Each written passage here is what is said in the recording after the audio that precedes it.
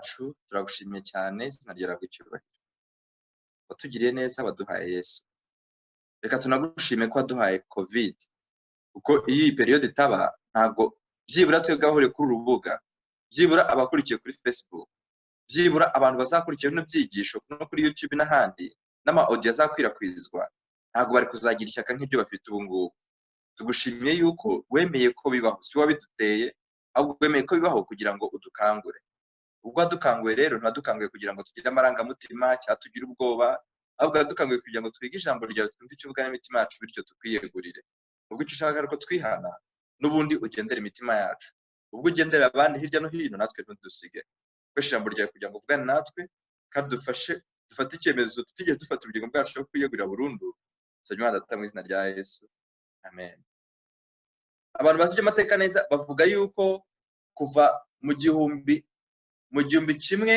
na 445 mbere ya Kristo abantu basibye amateka neza bavuga yuko aribwo abisirayeli bahagurutse muri Egiputa barimo barajya i Kanani mu gihumbi kimwe na 445 mbere ya Kristo nibwo abisirayeli bahagurutse bava muri Egiputa bajya i Kanani ubwo bagendaga mu rugendo rwabo ijambo ry'Imana ritubwira neza yuko bamaze amezi 3 babasha kugera ku musozi wa Sinayi bageze ku musozi wa Sinayi Imana yifuzaga kujyana isezerano nabo kuko ibahagurutsa ntibahagurukije kugira ngo bazarimbuke murabyibuka Mose abwira Uwiteka ati nibarimbuka abanyamahanga bazavuga ngo iki abapagani bazavuga ngo wabavanye muri Egiputa kubarimbura mu butayu Imana rero kutashaka kubarimbura mu butayu yifuje kujyana isezerano nabo kubera iki ijambo ry'Imana tubwiye ko nta bantu bajyana batagenje gute batasezeranye Imana yifuje kujyana isezerano n'Abisirayeli iryo sezerano Imana mbere yo kujyana n'Abisirayeli muzabisoma mu gitabo kuva iki cya 19 umurongo wa 4 no kumanuka kugeza kwa 6 tukatwasome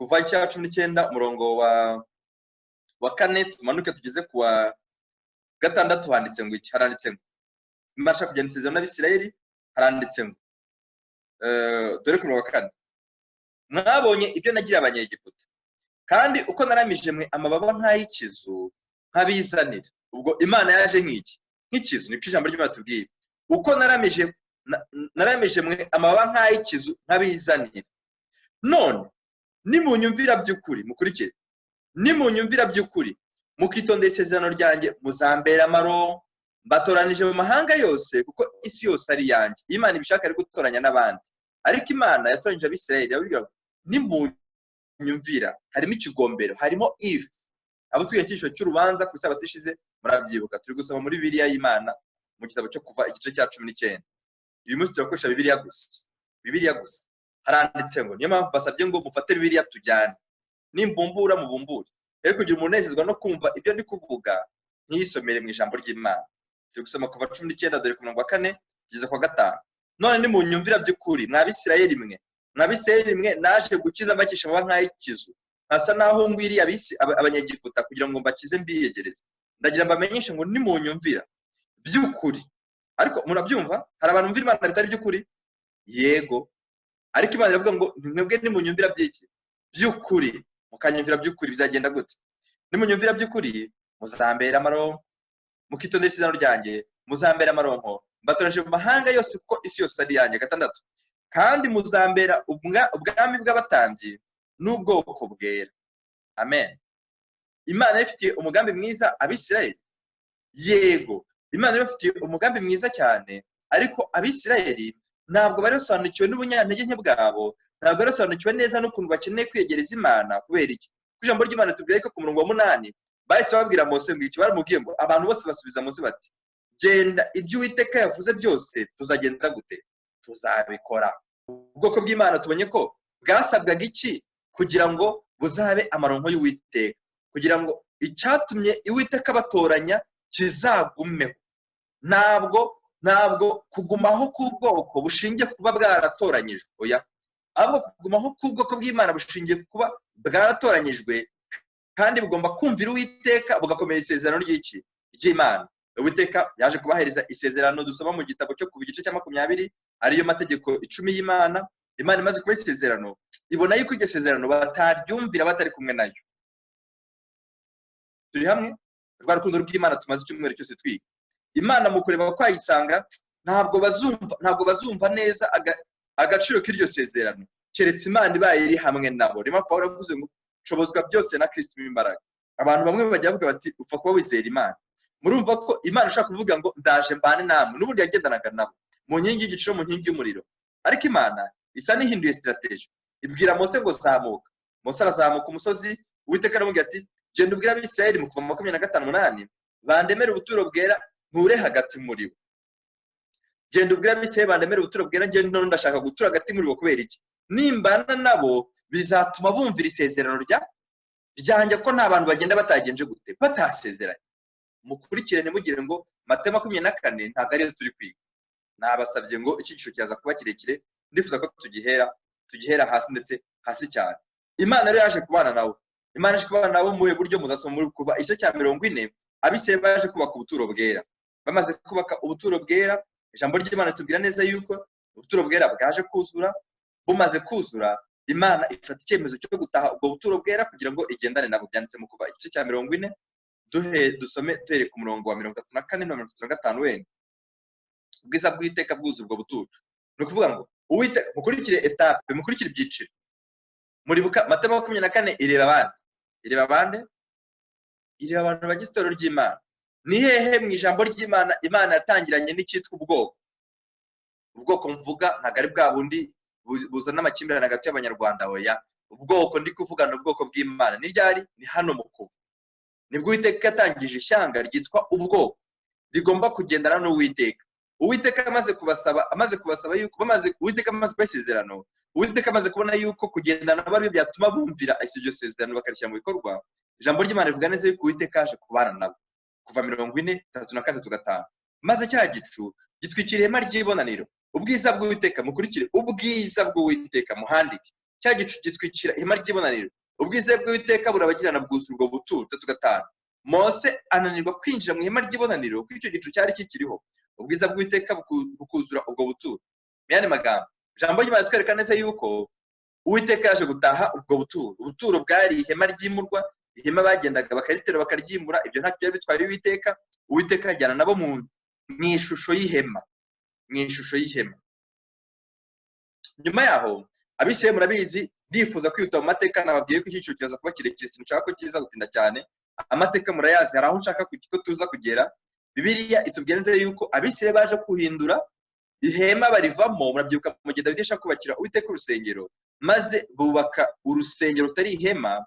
Urwo rusengero baza kurwitira Salomo, ari niko bakoze. Ijambo ry'Imana murabizi yuko baje kubyita mu gitabo cy'abahanuzi n'abami, baje kurwita urusengero rwa Salomo, kandi rwagomba kwitwa urusengero rw'Imana. Kuba tugiye kuvuga urusengero muri kano kanya n'ibiri kuba, basanga ari abantu bigiye guhita bitera ubwoba. Satani ntabwo ari umuntu mwiza cyane, ni umuntu mubi cyane, ni umuntu mubi pe. Ubu abantu hari ibintu batazongera kuvugaho gusa kubera babona amategeko yashyizweho, kubera bumva iterabwoba rya Satani. Satani baragiye ashyiraho akangisha abantu bakirengagiza ko ubuhanuzi bugomba gusohora, kandi buzasohora ku biti, buzasohora ku bantu. Bamwe bazabusohoza babushyira mu bikorwa, abandi bazabusohoza aribo barimo burasohoreraho mu buryo bwiza cyangwa bubi. Murabyibuka neza ijambo ry'Imana tubwira turagiye kuvuga ku rusengero. Ijambo ry'Imana tubwira neza yuko baje kubaka urusengero barwitira Salomo, rutaragomba kuvuga Salomo, rwagomba kuba urusengero rw'Uwiteka. Mu gitabo cya mbere cy'Abami igice cya 8 turasoma ku murongo wa 10, umurongo wa 10 na 11. Ijambo ry'Imana tubwira ko Uwiteka urwo rusengero nubwo barwise rwa Salomo, ariko rwari rw'Uwiteka. Uwiteka narwo yaraje ararutaha. Nk'uko yatashye bwa buturo, ni nako Uwiteka yaje ataha urusengero. Ayo magambo turasoma hano mu gitabo cya mbere cy'Abami igice cya 8 umurongo wa 10 na 11 aranditsemo. Nuko abatambyi bavuye ahera, igicu cyuzura inzu y'Uwiteka. Murakurikiye? Muribuka neza ku ihema Uwiteka ataha ibuturo bwera nk'ihema. Byagenje gute? Nababwiye ngo muhasurinye. Twasomye neza ngo iki, twasomye mu Kuva 40. Uwiteka ajya gutaha ihema, ubwiza bw'Uwiteka bwuzuye iryo hema, maze Mose ananirwa kwinjira muri iryo hema kuko igicu cyari cyagenje gute? Cyahuzuye. None Uwiteka ataha urusengero rwitiriwe Salomo byagenze gute? Turasoma mu gitabo cya mbere cy'Abami 8:10. Nuko abatambyi bavuye ahera, igicu cyuzura inzu y'Uwiteka, bituma abatambyi batabasha guhagararamo ngo bahereze ku bw'icyo gicu, kuko ubwiza bw'Uwiteka bwari bwuzuye inzu y'Uwiteka. Ubwiza bw'Uwiteka bwari mu ishusho y'igicu, bwuzuye inzu y'Uwiteka. Abatambyi bananirwa kwinjira mu rusengero rwitiriwe Salomo nk'uko byagenze mu kuva 40 ubwo Uwiteka atahaga irusengero rwe cyangwa se ihema ry'ibonaniro, abantu ijambo ry'Imana tuvuga ko Mose arindwa kwinjira muri ubwo buturo kubera ko ubwiza bw'Uwiteka bwe bwahinjiye icyo gicu cyuzuye muri iryo hema. Murabona isano ikomeye byaza kudufasha kuma Matayo 24. Tudahereye hasi harabaho ubwabo, tudahereye hasi haraza kubaho rwose umuntu wese gushima Imana ati ndagushimiye Mana ko nsobanukiwe. Kuva rero igihe urusengero rwubakiwe urwitiriwe Salomo, hari ikibazo gikomeye cyabayeho. Kuva igihe urusengero rwitiriwe Salomo rwubakiwe habayeho ikibazo gikomeye. Ikibazo cyabayeho ni iki? Ni uko ijambo ry'Imana ritubwira neza yuko Abisirayeli bamaze imyaka irenga 800 barwanya Imana, bakora ibyangwa n'Uwiteka, bivuruguta mu byaha, kandi bitwa yuko ari abantu babana n'Uwiteka amanywa n'umunsi, ijoro n'amanywa. Ijambo ry'Imana ritubwira ko bakoraga ibyangwa n'Uwiteka umunsi ku munsi, kugeza ubwo Uwiteka yaje gukoresha umukozi we. Niko ijambo ry'Imana rivuga. Uwiteka yaje kohereza umukozi wayo witwa Nebukadinezari. Uyu munsi hari abantu bazarenganya bazi ngo bari kumvira amategeko ya leta cyangwa bari kurwanira itorero, bumve rwose bari mu kuri, ntacyo bitwaye. Ariko ndagiye mbabwire ngo uwakoresheje Nebukadinezari agasohoza ubuhanuzi ni nawe uzemera yuko nawe cyangwa se nanjye nitagara mu Twaga Marika 3 ngo uduhindure. Inyandiko dufite ivuga ngo abantu bazashyira mu bikorwa karengane na abantu bumvise Twaga Marika 3 ntibahindurwa nabo. Rero icyemezo ufata ndagira nkumenyeshe ngo mu gihe ubuhanuzi buri gusohora, Uwiteka abasha kwemera ko igikoresho icyo ari cyo cyose cyamukoresha nk'uko byagendekeye Nebukadinezari. Ntabwo Nebukadinezari yihagurukije, oya, nibigaza Daniyeli. Ijambo ry'Imana ritubwira neza ko Uwiteka agabiza Nebukadinezari umwami w'Abayuda, aramufata aba ari umugabiza. Kandi handi muri Bibiliya Nebukadinezari bamwita umukozi w'Uwiteka. Rero imyaka 800 yose mukurikire, nabasabye ngo mukurikire, Abisirayeli bayimaze barimo barivuruguta mu byaha. Hari cyitwa urusengero rw'Imana. Urwo rusengero barukoreragamo ibiki? Rero ntiwagire umutekereza ngo tugiye kwiga icyigisho kubera yuko insengero zafunguwe, oya, hatagira umuntu Satani atazana igihu ku maso ngo wenda hari udushaka kubuza kurujyamo cyangwa turi byemerere kurujyamo, oya, ntawe dufatira icyemezo. Ndagira ngo tujyane intambwe ku ntambwe tuze kumva neza icyitwa ukuri kw'iki gihe. Ni iki cyakorwaga muri urwo rusengero rwitiriwe umwami Salomo? N'icyakorwaga muri rusengero ni uko ijambo ry'Imana tubwira neza yuko Abisirayeli bakoreyemo ibyangwa n'Uwiteka byitwa ibizira. Iryo jambo mu ryandike ryitwa iki? Ibizira cyangwa se ikizira. Haba Matayo 24 handitsemo ko hari ikizira kirimbura kizagara hera. Mukurikire rero mutagira ngo burya twavuye mu murongo wa Matayo 24 ahubwo tuhereye ahantu hazima. Iby'ubuturo twabitambutseho, twageze ku rusengero rwitiriwe umwami Salomo. Urwo rusengero byagenze bite? Mukurikire, nongere mbasabe mukurikire, tujyane intambwe ku ntambwe. Ijambo ry'Imana ritubwira yuko bitewe n'ibizira Abisirayeli bakoraga cyangwa se icyitwa ikizira cyangwa byita ikizira kimwe cyangwa byinshi, byatumye Uwiteka agera ubwo yita ubwoko bwe. Matayo 24 igendera ubwoko bw'Imana. Ntabwo ibisho turi kureba bigendereye ubu ngubu andi madini, oya, bigendereye itorero ryitwa ko ariryo rihagarariye Imana ku isi. Ndacyavuga yuko ari naryo rihagarariye, ariko ibiririmo bikeneye gucyaha kuko ijwi rirenga Yesaya 58 ni ukuvuga ibyaha by'ubwoko bwanjye, ibicumuro by'inzu ya Yakobo. Uwiteka ubwe ni akanwa k'Uwiteka kabivuze, kageze ubwo kwita ubwoko bwe babandi yahagurukije amaboko nk'ay'ikizu. Yageze ubwo Uwiteka ubwe abita maraya. Reka tubisome muri Ezekiyeli mutajyana amagambo ya mucyo ari Ezekiyeli 16. Ni hehe Uwiteka bitewe n'ibizira ubwoko bw'Imana bwakoraga, Uwiteka ageze ubwo acyaho ubwoko bwe aravuga ngo bwahindutse maraya. Ezekiyeli 16 umurongo wa 15. Ariko mwumve icyabuteye kwitwa maraya. Ntabwo Uwiteka apfuye kuvuga ngo muri maraya, ya maraya ntane tuzi, hari yitwa maraya mu bya 17 tukirengagiza indi maraya. Reka turebe iyo maraya. Uhora abantu bagiye guhita batangira kubumbura ubutumwa bwaturanyijwe bati avuze ko itorero ry'Imana rizaba Babuloni. Oya, ukurikire neza, ntago mundusha gukundira itorero, ntago mundusha kuri rwose. Navuga yuko ndikunda pe, mu bantu bakundira itorero nanjye ndimo, sibyo? Mu bantu bakundira itorero kandi babwira n'ukuri, shima n'Imana yatumye ndibamo. Ariko reka twige ukuri nkuko kuri muri Kristo Yesu. Ezekiyeli 15. Ariko wiringiye ubwiza bwawe abo Uwiteka ari kubwira ni ubwoko ni inzu ya Isirayeli. Murebe mu gice cya 16 aranditse ngo i Yerusalemu hagerwa n'umugore w'abayende maraya. Imana yasezeranye ko izajya iha umucyo abantu bayo bitewe n'ahantu bageze. Kuri buri korosi Imana izajya iha umucyo ubwoko bwayo. Uzirinde gusigara Imana yakase korosi ngo usigare inyuma y'iryo korosi, bizagufata imbaraga kuzakurikira umurongo Imana izaba yaciye. Njya mbibona hari abantu basigaye kandi bizafata imbaraga pe. Ezekiel 13:15 murumva yuko amagambo Uwiteka ari kuvuga ari kuyabwira i Yerusalemu, ntabwo ari kuyabwira abanyegiputa, nari kuyabwira abameda n'abaperisi, ari kuyabwira i Yerusalemu. Aranditse ngo ariko wiringiye ubwiza bwawe maze usambana ubitewe no kogezwa kwawe. Mukurikire, ubusambanyi bwawe ubuha abahisi bose. Murakurikiye?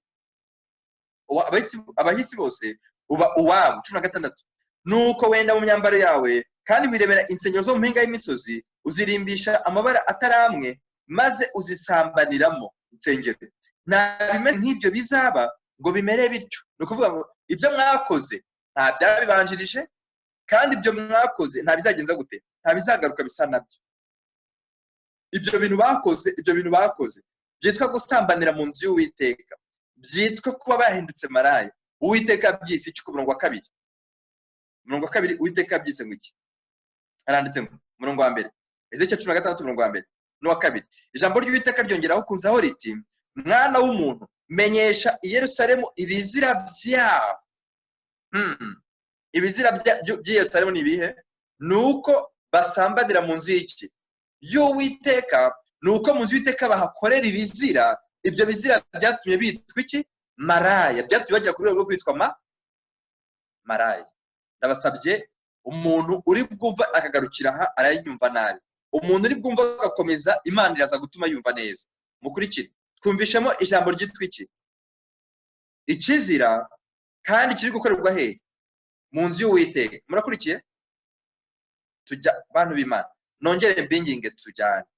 None Matayo 24 haba havugwa iby'ikizira kizahagarara ahera. Yego, ubwo rero mwumve yuko aho turi kugana si habi, ahubwo ni heza, aza kugira ikintu kirikomeye aza kudufungurira. Umurongo wa 30 tujye ku murongo wa 30 n'ubundi hano muri kino gice cyaze turimo. Umwami Uwiteka aravuga ati, umutima wawe ko utihanganye ugakora ibyo byose, umurimo w'umugore w'igishegabo cya maraya. Ubwo itorero Uwiteka yise itorero rye, yise ubwoko bwe, yageze Uwiteka ashengutse umutima cyane, yageze ubwo yita itorero rye maraya, bitewe nuko bakoraga ibizira bakoraga byabaje Uwiteka, kugeza Uwiteka ubwe ari we akanwa ke. Mu butumwa bwaturanyijwe haciraho iteka umuntu wese uzita itorero ry'Imana Babuloni cyangwa se maraya. Ibyo ngibyo turabizi, turanabyemera, turiko tubyizera. Ariko Uwiteka ubwe yageze ubwo bitewe n'ibizira bikorewe mu nzu ye, ubwe yageze ubwo ari we akanwa ke. Avuga ngo mugeze ubwo mumera nk'amaraya w'igishegabo, muri murasambanira mu nzu y'Uwiteka, muri mwabasambanyi mwe. Ibyo bizira byanyu bitumye mwitwa iki? Mwitwa maraya. Birababaje cyangwa birashimishije? Ezekiel igice cya 1. Imana agomba kubyihanganira. Imana agombaga kuza guca urubanza. Cyabazo twara kigancisho cy'urubanza. Imana agombaga kuza igaca urubanza. Ntabwo Imana agombaga kwihanganira ibintu bisa gutyo. Ubu turacyari mu mateka, ariko amateka afite ikintu azigamye. Z'icyo gice cya 1 umurongo wa 4 handitsemo neza yuko ijambo ry'Uwiteka, Uwiteka yagombaga kuza akaza nk'uko mwirabyibuka mu mateka. Twasomye yuko mbere y'uko Uwiteka ahagurutsa i Yerusalemu, mbere y'uko Uwiteka ahagurutsa Abisirayeli muri Egiputa, yaje ku ibaba ry'iki? Yaje ameze nk'ufite aba nk'ay'ikizu kugira ngo afane Abisirayeli muri Egiputa. Igize icyo gice cya 4. Maze ngiye kubona mbona umuyaga w'ishuheri uje uturutse ikasikazi, gifasha ariko ko gishibagura umuriro, gikikijwe n'umucyo w'itangaza, kandi hagati y'uwo muriro haturukaga ibara nk'iry'umuringa ukubye. Ahangaha urumva yuko byari turutse ku ntebe y'Uwiteka mu ijuru. Imana ubwayo yavuye mu ijuru, iraza iza kureba ibyo bizira biri gukorwa mu nzu yayo, iza kureba ibizira by'ubusambanyi bikorwa mu rusengero rwayo kugira ngo ice urubanza. Ezekiel 8. Ubwo ibyakorwa mu rusengero rw'Uwiteka ni ibihe? Ezekiel 8 turi kwiga, mwibuke neza. Ahangaha turi kwiga Uwiteka ari kudiringana abandi. Uwiteka ari kuvugana n'abandi, ari kuvugana n'amahanga murwanya, cyari kuvugana n'ubwoko yatoranyije. Ni itorero rye, mukurikire turi gusa muri Bibiliya nababwiye kuko mbizi neza ko hari abadventiste benshi bageze ku murongo mvuze bageze bamwe ntago ari bose bageze ku murongo barwanya iby'umwuka w'ubuhanuzi. Reka uyu munsi twigire muri Bibiliya gusa kugira ngo nubwo mbizi neza nubwo twabibonye mu cyumweru cyashize ko umwuka utanyuranye na Bibiliya, ariko ibyo batagira umuntu uvuga ngo ariko ibyo byarya Madam White, oya reka tusome hano gusa, turasoma muri Bibiliya gusa. Uwiteka arimo aravuga nubwo ko bwatoranyijwe kandi turi gusoma muri Bibiliya. Ezekiel 8, Ezekiel yerekwa uburyo Imana ifuha. Reka dusome twumve ukuntu byagenze. Ezekiel igice cya 8:16. Uwiteka aramanutse tubisenya Ezekiel igice cya 4 aje kureba ibikorwa mu rusengero rwe bituma ubwoko bwe bwitwa ibizira, bituma ubwoko bwe bwitwa maraya bitewe n'ibizira bari gukora. Ni ibiki bakoraga? Iri somo kenshi abantu bari kurisoma barisoma babwiriza abanyamahanga ngo nibo basenga izuba. Ariko najye mbamenyesha ko Ezekiel 8 ntago Imana avuganaga n'abapagani, oya. Ezekiel 8:16-17 Uwiteka avuganaga n'ubwoko bwe, yavuganaga n'Abisirayeli.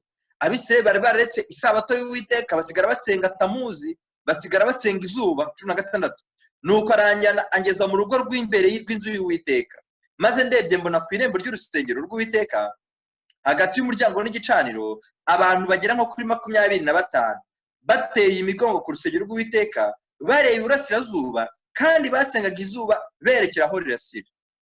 Ni bande basengaga izuba? Abisirayeli. Niko Bibiliya turi gusoma muri Bibiliya, nabwiye ngo musasoma muri Bibiliya gusa. 17 maze arambaza ati mbese ibyo urabibonye mwana w'umuntu we? Ibyo bizira ab'inzu ya Yuda bakorera aha biraboroheye? Oya, ibyo bintu bakoraga Bibiliya ibyisiki. Bibiliya ibyisiki 17 twabisomye mukurikira. Twasomye muri Ezekiel kugeza ubwo 16 Uwiteka kugira ngo azite itorero rye maraya nuko ryari rigeze kuri rwo gukora iki? Ibizira. Kandi muri Matayo 24 kugira ngo mwumve aho turi kugana, n'ubundi hari ibizira ubwoko bw'Uwiteka buzakorera hera. Hari igihe tujya dusomera iryo somo tukarihinguriza gusa ku muntu umwe, tukavuga tuti ubu papa ni iby'ukuri koko ni ikizira kirimbura cyahanwe n'Umuzaniyeli kizahagarara hera. Ibyo byarabaye tariki 31 z'ukwezi kwa 10 2017, ntacyo tuzabihinduraho. Ni amateka, ni ubuhanuzi, ntabwo n'ibintu ibyo byamaze kuba amateka. Ariko hari igihe twiga umugabane umwe bwo buhanuzi tukagira ngo kuri twebwe nk'ubwoko bw'Imana ntabwo bitureba, tukumva birareba ubupapa gusa, bireba systeme zo mwisi. Ndagira mbamenyeshe ngo dukeneye gukatana n'ikorosi Uwiteka yakase. Ezekiel baratubwiye ngo abasengaga izuba ni bande? Ni Abisirayeli. Kandi icyo gikorwa bakoze cyitwa gusenga izuba Uwiteka aravuze ngo cyitwa iki? Ikizira kitaboroheye. Muri kino gihe itorero ry'Imana bisa naho ari kurwana intambara zo gushyigikira ukuri kw'indi mu byanditswe byera, ndi kuvuga ku isi yose, cyangwa ahubwo bisa naho riri gukumira ahubwo abantu bashaka kurwanya abasenga izuba. Ugenzure neza utaburi gusengera izuba mu itorero ry'iki ry'Imana. Ntabwo bagiye gusengera izuba mu misigiti cyangwa se mu mashapere cyangwa handoya, mu rusengero rw'Uwiteka rwandi rw'isuku rwa Salomo, rumwe Uwiteka yaje akarutaha. Aho ngaho ne batangiye kurwanyiriza isabato y'Uwiteka, batangira kwasengera izuba. Icyo gikorwa Uwiteka cyitwa iki? Ikizira. Genzura ko ikizira cyane n'Umuzaniyeli mu gihe cyacu kitagiye guhagarara hera. Genzura undi mugabane, undi murongo Matayo 24 yanditsemo urenze uwo wize imyaka myinshi. Ibi byababaje Uwiteka. Byaberaga mu bitwa ubwoko bw'Imana. Bari bageze ku rwego rwo kwica isabato, bagasenga izuba, bakabikorera mu nzu y'Uwiteka. Muri kino gihe intambara ziri kurwanwa nizo kurengera umudendezo w'abari mu kinyoma, abari mu kuri bakangwa, bakamaganwa, bagashyirwaho amategeko, bakibukizwa yuko kwitwaza umutaka w'itorero, kwitwaza n'ibindi. Cyangwa ubu ngubu itorero ahubwo riri kubungabunga riti aba bantu bari mu kuri, aba bantu Uwiteka arabakoresheje, aba bantu rwose bahagaze mu mahame y'ijambo ry'Uwiteka, abantu bari kwigisha isabato nk'uko bikwiriye, abantu kwigisha ikimenyetso cy'Imana n'ikimenyetso cy'inyamaswa, aba bantu Imana yarabahagurukije. Cyangwa ugenzura uti ikizira cyane n'Umuzaniyeli, ikizira Bibiliya yavuze cyari kiri mu nzu y'Uwiteka ni ikihe? Nabasabye ngo mukurikire umurongo ku murongo, nagira umuntu n'umwe usobwa akantu na gato muri kino cyigisho turi kwiga. Yeremiya yari yaravuze ukuntu ibintu byagomba kugenda. Muri icyo gihe habaye ikibazo gikomeye cyane. Yeremiya igice cya 5:31 Yeremiya igice cya 5:31 handitse amagambo akomeye y'ukuntu icyo gihe byari bimeze, ubwo ubwoko bw'Imana bwari bugeze muri ako kaga gakomeye, ubwo abantu bari mu nzu y'Uwiteka ariko batakirwanira ukuri, ahubwo barwanirira ibinyoma, kandi ukuri guhari kuri imbere yabo. Mwumve ukuntu byari bimeze. Yeremiya igice cya 5:31 handitse ngo abahanuzi, kaduhe ku 30. Yeremiya 5:30. Ikintu gitangaje kandi cyangwa urunuka cyabonetse mu gihugu. Ikintu gitangaje kandi kigenza gute? Cyangwa urunuka mu cyumvi. Ikintu gitangaje kandi cyangwa urunuka cyabonetse mu gihugu. Kimeze nka bya bisiga byo mu Byashuwe 18 bivuga yuko ari bisiga byangwa kandi bizira. Mwumve icyo kintu gikomeye ni ikihe? 3:1. Abahanuzi bahanura ibinyoma, abatambyi bategeka uko bishakiye. Ariko mwumve, habonetse abahanuzi bahanura iki? Ibinyoma. Haboneka abatambyi bagenza gute? Bategeka ko bagenje gute? Uko bishakiye, kandi abantu banjye bashima ko bagenza batyo, maze amaherezo yabo se muzabigira mute? Imana isoresha ikibazo. Ari abahanuzi bahanuraga iki? Ibinyoma. Abatambyi bagakora ibyo bagenza gute? Ibyo bishakiye, aho gukora ibyo Uwiteka ashaka. Ijambo ry'Imana rivuga ngo Uwiteka arabirebye abona abantu bagenje gute. Abantu barabyishimiye koko, abona abantu nta nubwo banasobanukiwe bamenye ikibaye. Uwiteka abona yuko bisa naho nta kintu na kimwe na gito kiriho. Kababwira, Yerusalemu Yesu mujya kurimbuka. Uwiteka yaraje yitegereza ibizira bikorwa mu nzu y'Uwiteka, areba ukuntu abatambyi bari gukora ibintu bashaka, areba ukuntu abahanuzi basigaye bahanura ibinyoma, areba ukuntu ubwoko bw'Imana bwateye umugongo urusengero rw'Uwiteka bakica isabato y'Imana. Maze Uwiteka arangije arareba aravuga ati basigaye basenga izuba. Uwiteka aravuga ngo aba bantu ngomba kubaciraho iteka, aba ntabwo nakomeza kubana nabo, abantu ngomba kugira icyemezo mfata cyo kwitandukanya nabo. Mukurikire tujyane, ngomba ku icyemezo ngomba gufata cyo kwitandukanya nabo, bitewe nuko ntabwo ntura ahantu hari ibizira. Uwiteka tuhari ikizira.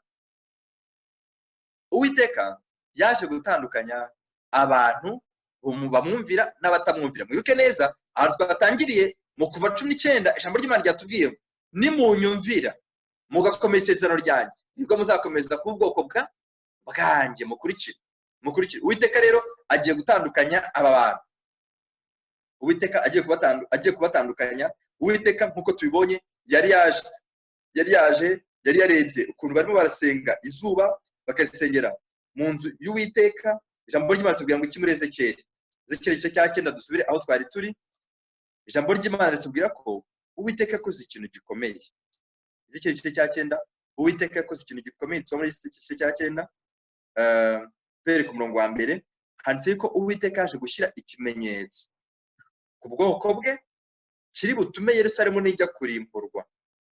Aba ari ikimenyetso cy'Uwiteka batagerwaho n'ibyago, batagerwaho n'uko kurimbura, kuko ntabwo ariko abantu bose bari muri Yerusalemu barwanyaga Imana. Oya, ahubwo harimo abantu basenga bari kunihira ibizira bikorerwa hehe mu nzu y'Uwiteka. Ezekiyeli 9:1-6, Imana ijya gushyiraho abantu ikimenyetso, maze arangurura mu matwi yanjye n'ijwi rirenga ati abahawe gutwara umurwa nimubigize hafi, umuntu wese afite intwaro yicana mu kuboko kwe. Nuko mbona abantu 6 baturutse mu nzira y'irembo ryo haruguru ryerekeye ikasikazi, umuntu wese afite intwaro yicana mu kuboko kwe. Kandi mbona undi muri bo yari yambaye imyambaro y'ibitare, afite n'ihembe ririmo wino ku itako, maze barinjira bagara iruhande rw'igicaniro cy'umuringa. Uwo nguwo undi utandukanye n'abandi 6, nta wundi utari Yesu Kristo, niyo bavuga wari ufite vino ku itako. Umurongo wa 3, nuko basanga ubwiza bw'Imana ya Isirayeli bwavuye ku mwumve mbere y'uko icyemezo gikomeye gifatwa. Mwumve igikorwa Imana yabanje gukora mu buturo bwera. Mwumve abamarayika barimbura baraje, ariko muri bo hajemo n'undi umwe ari we Kristo uje gushyira ikimenyetso ku bantu be. Mu yandi magambo, harimo abantu bagomba gukora imirimo ibiri. Hari Kristo ushyira ikimenyetso ku bantu be, ariko n'abandi bamarayika bagomba kuza kurimbura banze gushyirwaho ikimenyetso bitewe n'ibizira bakorera mu nzu y'Uwiteka. Noneho mbere y'uko icyo gikorwa kiba, mwumve igikorwa Imana yakoze. Nuko basanga ubwiza bw'Imana ya Isirayeli bwavuye ku mukerubi aho bwahoze bugeze mu muryango w'inzu, maze ahamagara uwo muntu wari wambaye imyenda y'ibitare afite ihembe ririmo wino ku itako rye, uwo ni Kristo. Nuko Uwiteka aramubwira ati genda unyure mu murwa hagati muri Yerusalemu, maze ushyire ikimenyetso ku gahanga k'abantu banihira ibizira bihakorerwa byose, bikabatakisha. Uwiteka akeneye gushyira ikimenyetso kuri bande muri kino gihe? Uwiteka ari gushyira ikimenyetso kuri bande? Si ku bantu bari kwishimira ibizira biri mu itorero, birahari, ahubwo Uwiteka ashimishijwe n'abantu bari kunihira, bababajwe pe, bari kunihira ibizira biri gukorerwa mu nzu y'Uwiteka. Abo bari gushyirwaho iki? Ikimenyetso, kandi uko kibashyiraho ni Kristo. Mbere y'uko umwuka w'Uwiteka ava ku bakerubi, mbere y'uko umwuka w'Uwiteka ava mu rusengero, nicyo gikorwa cyabanje gukora. Ku rundi ruhande byagenze gute? Abandi bamarayika bari barimo baragiye, reka twumve 5. Babandi arababwira ati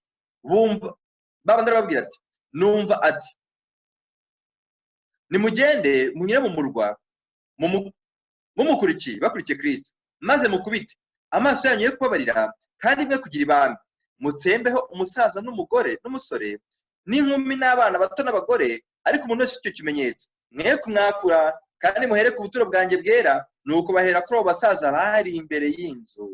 Ibi bintu ukuntu byagenze, Yerusalemu irimbuka bwa mbere, kuko uru n'urusengero turi kwiga n'u Rwanda, ni urwitiriwe Salomo. Ntabwo ibi byanditse hano muri Ezekiyeli aribyo byasohoye muri Matayo 24. Ibi ngibi byanditsemo hano, gusohora kwabyo kwitwa kurimbuka kuri urusengero, kurimbuka kuri Yerusalemu. Uwiteka yakoresheje umukozi we witwa Nebukadinezari, araza arabarimbura.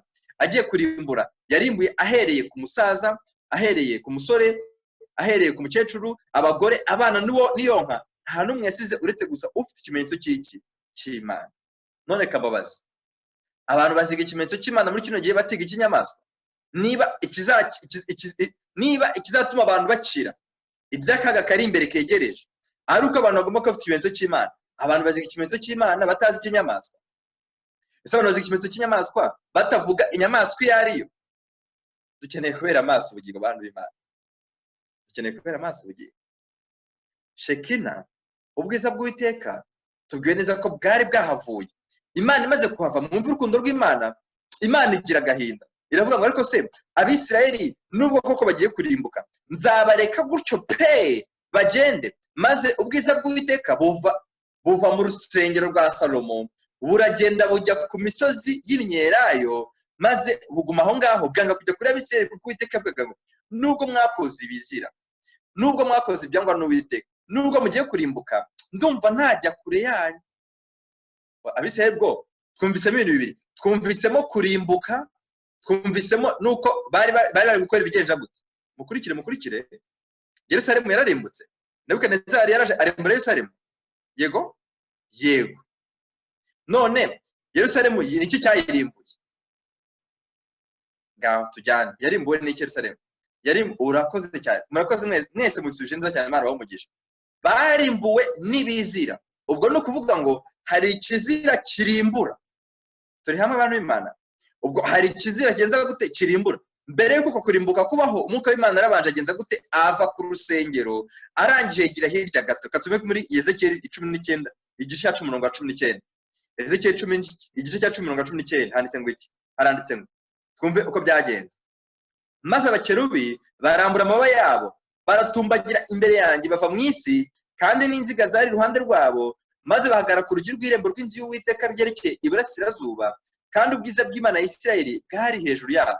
Kuvuga ngo abakerubi banyuze mu muryango w'iburasirazuba. Nibwo ko ubuturo bwera bwari bufite imiryango itandukanye yinjira mu buturo bwera, ariko umuryango uturutse iburasirazuba no wari route principale, no hari ukwinjira principale no gusohoka principale. Nuvuga ngo no wari umuryango, niryo ryari irembo ry'ibanze ryinjira mu buturo bwera.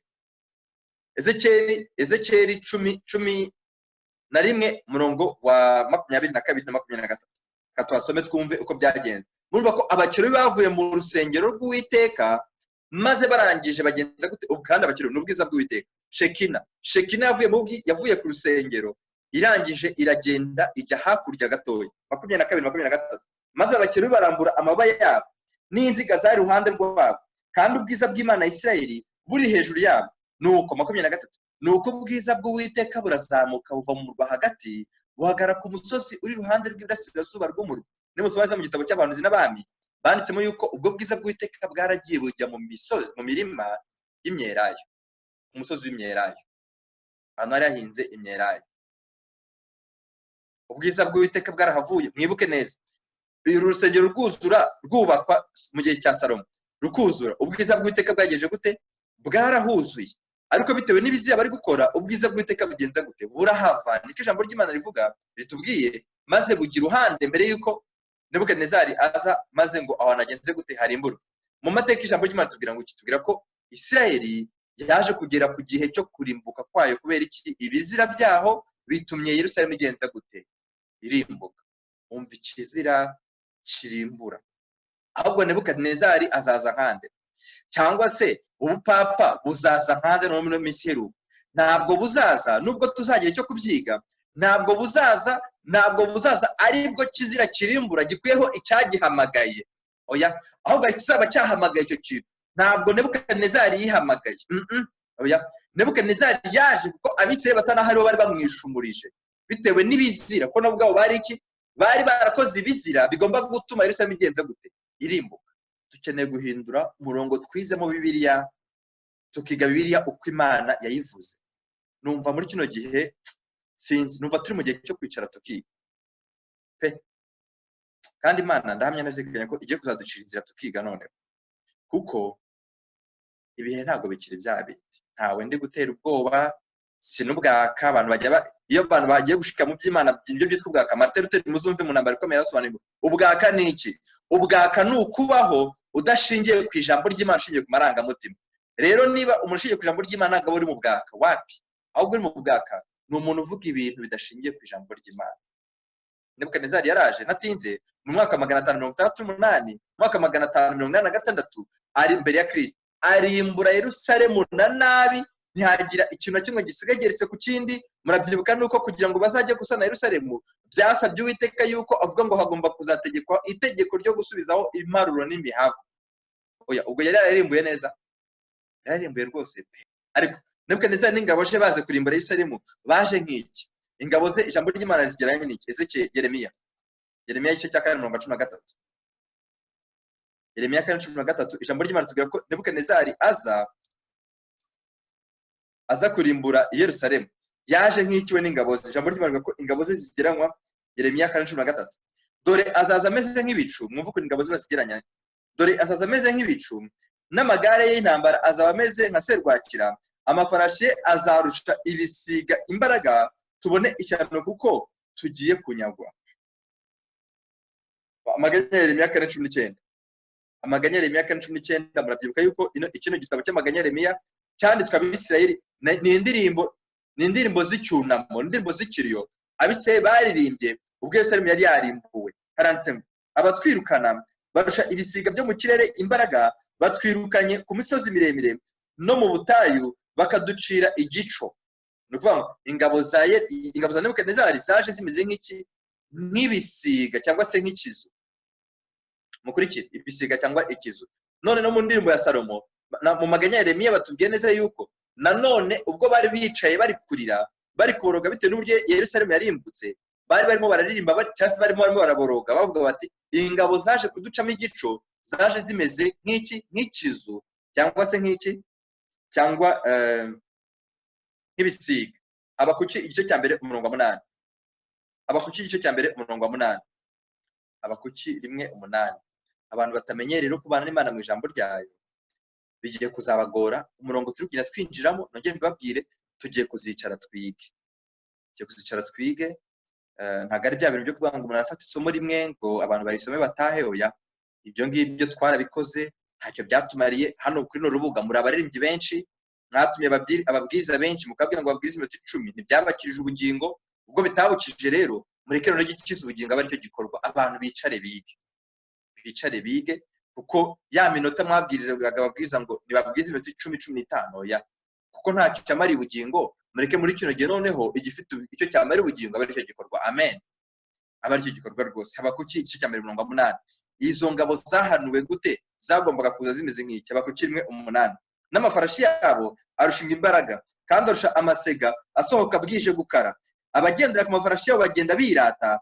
Ni ukuri abagendera ku mafarashi yabo baturuka kure baguruka nk'igisiga cyihutisha guhisha inyama. Bene magambo, barihuta nk'igisiga. Ingabo za Nebukadinezari zaje zimeze nk'igisiga cyangwa nk'ikizu. Ndagira ngo mbibutse yuko muri Daniyeli igice cya 7 ubwo Daniyeli yavugaga iby'ingoma ya Babuloni mabyibuka yuko arimo ihagariwe na Nebukadinezari. Ijambo ry'Imana tubwira ko muri Daniyeli igice cya 7 umurongo wa 4 Daniyeli yerekwa ibihwanye n'ibyo Nebukadinezari yarareretswe muri Daniyeli 2. Mureka ko Daniyeli yabyeretswe mu ishusho y'inyamaswa, Nebukadinezari yabyeretswe mu ishusho y'igishushanyo gihagaze.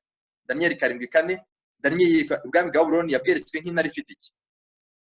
Nk'intare ifite amababa nk'ay'ikizu. Urakoze cyane, Imana igumugisha. Daniyeli 7:4 aranditse ngo iya mbere, inyamaswa ya mbere yasaga n'intare ifite amababa nk'ay'ikizu. Urumva yuko ahantu twasomye ingabo za Nebukadinezari zaje zimeze zihuta, zimeze nk'igisiga cyangwa nk'ikizu. Murabona yuko ubuhanuzi koko ibyo ba Yeremiya bahanuye ko bari hano imbere yuko Daniyeli yandika iki gice cya Daniyeli 7. Daniyeli murabona ko nawe ajya kongera kubyandikwa, Imana ijya kubimwereka, yabimweretse mu mvugo neza ihwanye n'ibyo abamubanjirije bari baragenje gute, bari barahanuye. No, ese muri Matayo 24 nta hantu dusomamo iby'ikizu? Yego. Umurwa rero umaze kurimburwa habaye ibintu bitatu bikomeye. Ibyo bitatu bikomeye tubisoma muri Yeremiya igice cya 3 igice cya 32 dusomamo neza ibintu byabaye Yerusalemu imaze kurimbuka, bihwanye neza n'ibihe duhagazemo uyu munsi mbere, kandi cyoroshye tubihagazemo Yerusalemu itararimbuka. Mwibaze none nirimbuka bizagenda bite? Yeremiya 32 24 turi kumwe bantu b'Imana. Yeremiya 32 24 handitse ngo iki? Haranditse ngo, nongere mbisubiremo, ibi ngibi ni ibihano byageze ku bwoko bw'Imana Yerusalemu yaramaze kurimbuka. Mbere yuko Yerusalemu irimbuka byagenze gute? Kanongere mbibutse, munyemere nsubire inyuma mbere aho twatangiriye. Imana ifite ubwoko yatoranyije, ubwoko kugira ngo bukomeze ku bwoko bwayo nuko bwumvira isezerano bwagiranye n'Uwiteka. Uwiteka abonye ko ubwo bwoko butakumvira isezerano Uwiteka atagenje gute, adahari. Uwiteka aza kubana bo mu ihema, bubatse urusengero, nabwo aza kubana nabo, ariko kuva bubakira urusengero batangira gukora ibyumva n'Uwiteka byinshi, imyaka irenga 800. Ijambo ry'Imana tubwira neza yuko Uwiteka si yabinginze rimwe, si kabiri, si gatatu. Abahanuzi nka Yeremiya muzi ibyo babakoreye, n'abandi bagiye babanza muzi ibyo bagiye babakorera. Ijambo ry'Imana rivuga ko bagiye bica abahanuzi b'Uwiteka, bagiye bafata abahanuzi b'Imana, bagiye babatera amabuye, bagiye babashugunya mu byobo birimo ibyondo, birimo amazi. Murabyibuka neza, amateka murayazi. Abandi bagiye bakereza inkezo, ariko Uwiteka arabihanganira. Ariko bageze ubwo bakora icyitwa ikizira cyangwa n'Uwiteka. Murakurikiye? Kandi icyo kizira cyakorewe hehe? Ntitwabwiwe inyuma y'urusengero, ntitwabwiwe mu miryango y'abantu, ahubwo twabwiwe ko icyo kizira cyakorewe hehe? Cyakorewe he? Twabisomye muri Ezekiel 8. Icyo kizira cyakorewe mu rusengero rw'Uwiteka. Uwiteka ahita avuga ngo urubanza agiye gukora bano bantu nuko ngiye kuva hagati yabo. Bwa bwiza mwibuke, bwa bwiza bwuzuye urusengero mu ishusho y'abakerubi, twabwiwe neza yuko bwahise buva ku rusengero bwigira mu mirima iri hehe? Mu mirima iri hakurya y'urusengero. Ibyo twabisomye muri Bibiliya y'Imana. Maze Yerusalemu irarimburwa, irimbuwe habaho ibintu bitatu. Yeremiya 32 24 25. Dore ibirundo byo kuriraho, umenye ko bazamwe no guhindura umurwa, kandi umurwa ugabije abakaludaya bawuteye, kuko hatejwe ibintu bitatu: inkota, inzara n'icyorezo. Uyu munsi ibyo bintu birahari cyangwa ntago bihari? Uyu munsi birahari rwose, kandi Yerusalemu itari yarimburwa. Ndibaza umunsi Yerusalemu yarimbutse bizagenda bite? Ese ubundi Yerusalemu yarimbuwe ite? Reka naho tuhasome. Yerusalemu yarimbuwe ite? Iyo turi mu gitabo cya 2 cyo ku ngoma cya 36, igitabo cya 2 cyo ku ngoma igice cya 36 umurongo wa 17 kugeza kwa 21 handitse ngo iki? Twumve ukuntu uyu murwa warimbutse. Mwibuke neza Yesu aza gushyira ikimenyetso ku bwoko bwe. Murabyibuka ko yazanye n'abandi bagabo bangahe? 6, kandi 6 muri Ezekiel igice cya 9. Abo bagabo 6 bo icyo bagomba gukora ni ukujya mu nzu y'Uwiteka bagahera ku basaza bari imbere mu rusengero rw'Uwiteka, bagakubita bahere ku basaza, bakamanuka bakagera no ku mwana muto, ntawe bagenje gute, ntawe babariye, keretse gusa ufite ikimenyetso cy'iki cy'Uwiteka. reka twumve noneho ukuntu byaje kugenda igihe Yerusalemu yarimburwaga. Aranditse ku murongo wa 17.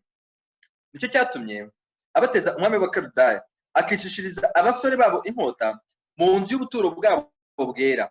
Mukurikire, nababarire bande, nababarire ingoma ni throne mu cyongereza, nababarire umuhungu cyangwa umukobwa, umusaza cyangwa umusaza rukukuri, abo bose arabamugabiza. Urumva imvugo ikoreshejwe hano mu gitabo cya kabiri ku ngoma ko byagenze idahwanye neza n'ibyahanuwe muri Ezekiyeli by'ukuntu byagombaga kumera. Ikibabaje rero, Yerusalemu mbere yuko irimburwa, mukurikire, Yerusalemu mbere yuko irimburwa, Yerusalemu mbere yuko irimburwa, nongere mpatinde hano cyane. Yerusalemu mbere yuko irimburwa, aha turacyari mu mateka. Yerusalemu mbere yuko irimburwa, ijambo ry'Imana tubwira yuko hari ikintu gikomeye cyabaye. Icyo kintu gikomeye cyabaye ni iki?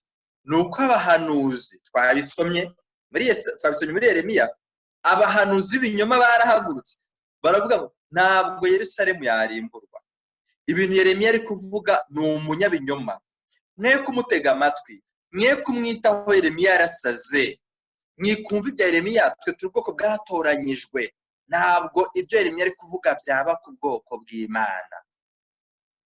Oya, mwirimbuka rya Yerusalemu ibyo bintu byarabaye, turaje tugiye kuhagera. Baravuga bati uyu ni umurwa w'Imana, nta kintu uyu murwa waba. Ariko ikizira Abisirayeli bakoze nicyo cyabayoboye ku kurimbuka, bituma umurwa wera ugenza gute? Urimburwa. Urakurikiye? Ikizira, niyo mpamvu cyiswe ikizira kirimbura. Burya umugabane wa mbere n'uwo. Mbere yuko tubireba mu Papa, n'iby'ukuri kuko ubupapa nibyo buzabikora, ariko bwatangiye no kubikora kuko aho bugejeje itorero ry'Imana. Mu ntambara ikomeye banditsemo yuko mu bihamya by'itorero, itorero riri gusubira inyuma niryo rijya kwihuza n'ubupapa, rikagirana amasezerano, rikagirana inama z'ibintu bari bwumvikaneho, rikagira inyandiko bagomba gusinya, aho umwe atagomba kurenga n'undi atagomba kurenga. Icyo ngibyo ni itorero riri gusubira inyuma, backsliding church. Si ukuvuga ngo ryaraguye mu nyumve, it's a backsliding. Itorero riri gusubira inyuma, itorero mu ntege nke niryo ribasha gukora ibyo. Icyo ni uwo ni umugabane umwe w'ikizira kirimbura tujya tureba.